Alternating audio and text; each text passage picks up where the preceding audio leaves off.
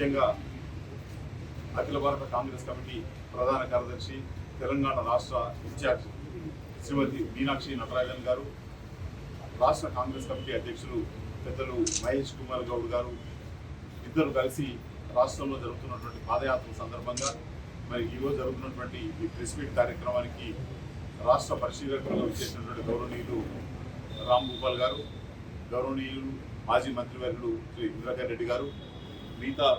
Party నాయకులు బాధ్యులు అందరికీ కూడా హృదయపూర్వక అభినందనలు తెలియజేస్తూ ఈ కార్యక్రమానికి విచ్చేసినటువంటి ప్రెస్ సోదరులందరూ కూడా హృదయపూర్వకంగా స్వాగతం తెలియజేస్తూ,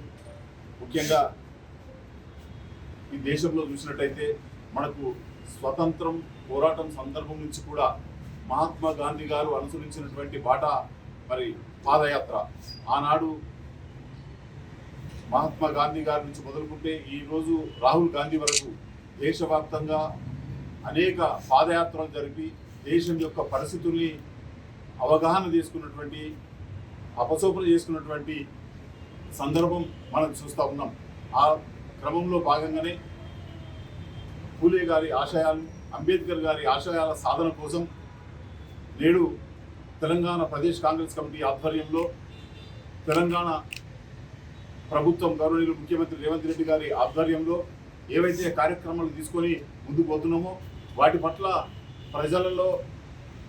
తిరిగి ప్రజలకు దగ్గరై ప్రజలతో మమేకమై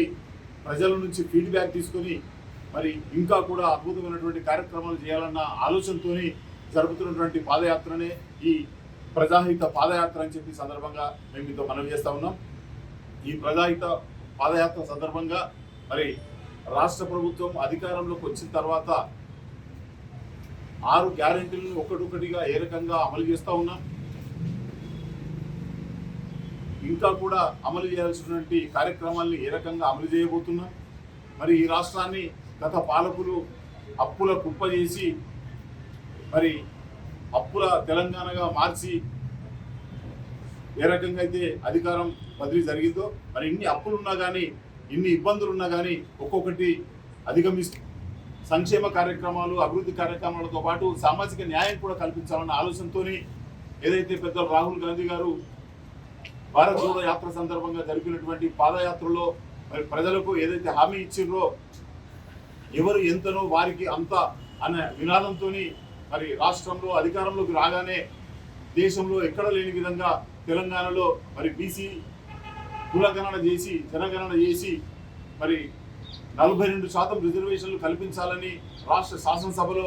ఆమోదం చేసి మరి ఢిల్లీకి పంపించిన విషయాన్ని కూడా ఈ సందర్భంగా మనం చేస్తూ ఉన్నాం. దాన్ని ఏ రకంగా సాధించాలా, బీసీలకు సరైనటువంటి హక్కులు కల్పించాలా, వాళ్ళు ఎంత ఉన్నారో అంత వాటా కల్పించాలని ఢిల్లీ ప్రభుత్వంపై పోరాటం చేయడానికి నిర్ణయం తీసుకొని మరి కదులుతున్నటువంటి సందర్భం. ఇవన్నింటినీ కూడా ప్రజల్లోకి తీసుకెళ్లి ప్రజలతో ఫీడ్బ్యాక్ తీసుకొని ఇంకా కూడా ప్రజలకు ఏం చేయాలన్న ఆలోచనతో